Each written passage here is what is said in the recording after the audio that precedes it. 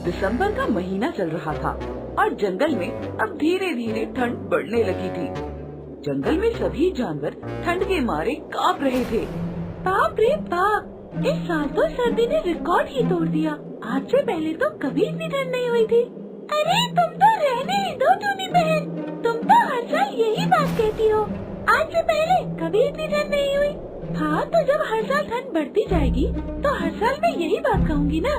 टूनी चिड़िया और मैना आपस में ये बातें कर ही रही थी कि तभी भालू अपनी मस्ती में चलता हुआ वहाँ पर आता है।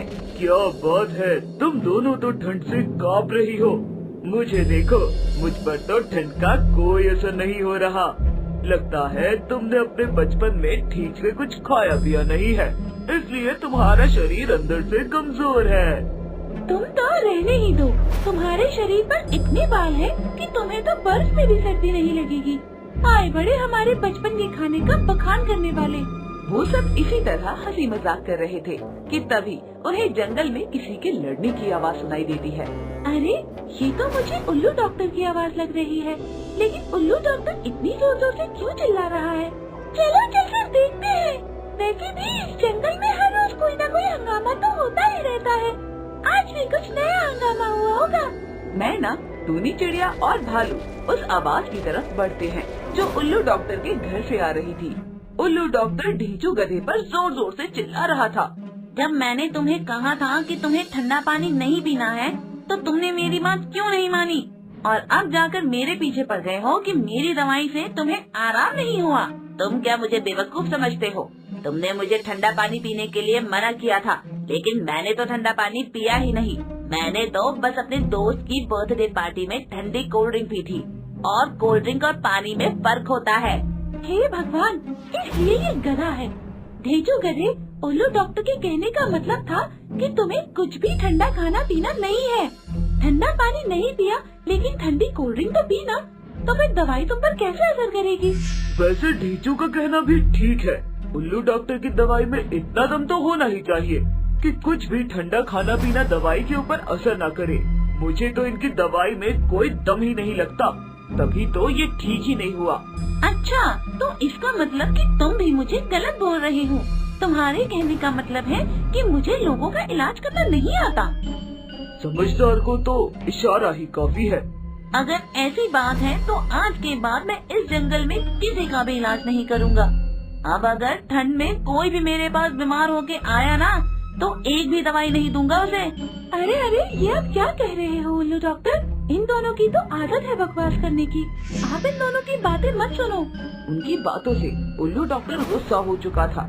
टूनी चिड़िया उसका गुस्सा शांत करने की कोशिश करती है, लेकिन वो इस हद तक गुस्सा हो चुका था कि उन सबको अपने घर से बाहर निकाल देता है और दरवाजे को अंदर से बंद कर लेता है। बाहर बहुत ठंडी हवा चल रही थी और वो सब ठंड से कांप रहे थे। ढेंचू, तुम कभी भी समझदारी से काम नहीं कर सकते हो क्या? अब अगर ठंड में जंगल में कोई भी बीमार हुआ ना, तो उल्लू डॉक्टर उसका इलाज नहीं करेगा। मुझे तो वैसे ही जुकाम हो रहा है, अब मुझे जुकाम की दवाई कौन देगा? वैसे भी तुम उसकी दवाई से ठीक नहीं हो जाती, तो घर पर जाओ और गर्म चाय पियो। सब वहाँ से अपने अपने घरों की ओर निकल जाते हैं। रात का समय था, तभी ठंड के मौसम में बहुत जोर से हवाएं चलने लगती है और तेज ठंडी हवाओं के कारण मैना का घोंसला टूटकर गिर जाता है। अरे बाप रे बाप, एक तो इतनी ठंड, ऊपर से मेरा घोंसला भी टूटकर गिर गया। अब मैं इतनी ठंड में कहाँ जाऊँगी? अब तो सिर्फ टूनी चिड़िया ही मेरी मदद कर सकती है। मैना टूनी चिड़िया के घर की तरफ उड़कर जा ही रही थी कि तभी तेज बारिश शुरू हो जाती है। बारिश की वजह से मैना पूरी तरह भीग जाती है। वो जैसे ही टूनी चिड़िया के घर पहुंचती है और पेड़ पे बने उसके घर का दरवाजा खटखटाती है। टूनी चिड़िया आकर दरवाजा खोलती है। अरे मैना, तुम इस समय यहाँ पर ऐसी क्या मजबूरी आन पड़ी जो तुम इतनी बारिश में उड़ती हुई यहाँ पर आई हो? वो सब मैं तुम्हें बाद में बताऊंगी, लेकिन पहले मुझे अंदर तो आने दो। टूनी चिड़िया मैना को अपने घर के अंदर लेकर आती है और अपने हेयर ड्रायर से उसे सुखाती है। अरे अब तो बताओ कि ऐसी क्या मजबूरी आन पड़ी थी जब तुम भारी बारिश में यहाँ पर आई हो? एक तो पहले से ही इतनी ठंड है और तुम्हें पता है इतनी ठंड में बारिश में भीगी हो तो पक्का बीमार पड़ोगी। तुम्हें इस समय यहाँ पर आने की क्या जरूरत थी? अरे कम से कम मुझे बोलने का मौका तो दो।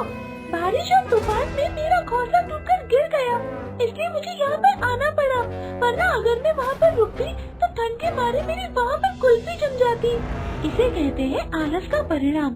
सर्दी शुरू होने से पहले ही मैंने तुमसे कहा था कि पेड़ पर अपना घर बना लो, लेकिन नहीं, तुमने तो मेरी बात सुनी ही नहीं।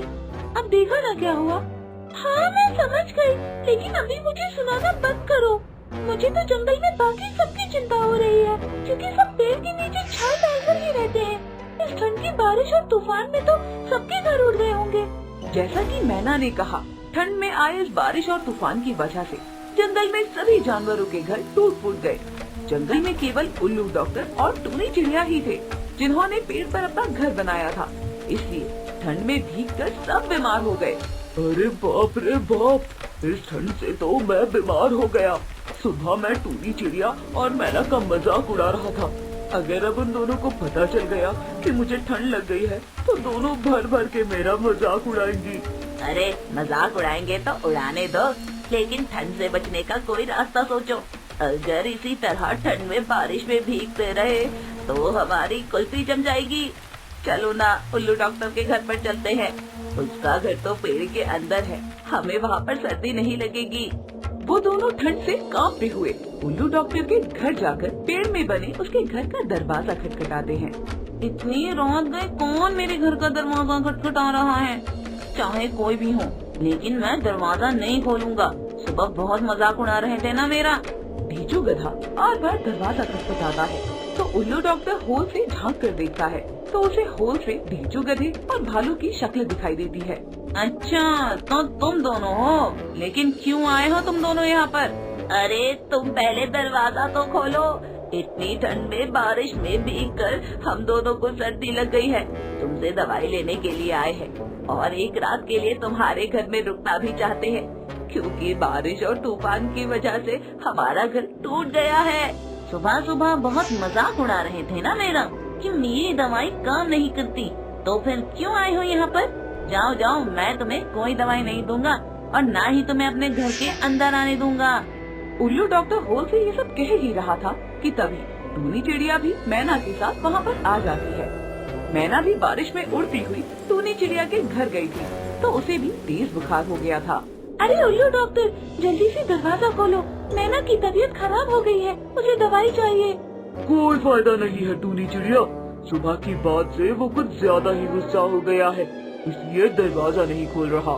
दवाई देने के लिए उसने साफ साफ मना कर दिया है। लोगों की वजह से हमारा भी नुकसान हो रहा है। मैना को बहुत तेज बुखार है। उल्लू डॉक्टर, तुम इन्हें हटाओ, लेकिन मैना को तो दवाई दो। उल्लू डॉक्टर बाहर आता है और मैना और टूनी चिड़िया को लेकर अंदर चला जाता है। इसे तो बहुत ज्यादा बुखार है। दवाई देने के साथ साथ हमें यहाँ आग जलानी होगी ताकि मैना का शरीर जल्दी से गर्म हो जाए।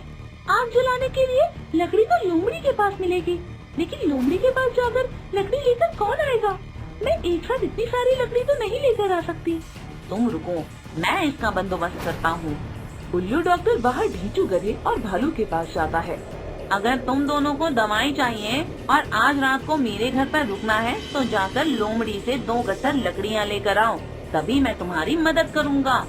तुम भी मतलबी होते जा रहे हो उल्लू डॉक्टर, लेकिन कोई बात नहीं, हम तुम्हारे लिए अभी लकड़ी लेकर आते हैं। ढीचू गधा और भालू लोमड़ी के पास लकड़ी के गट्ठर को लेने के लिए जाते हैं।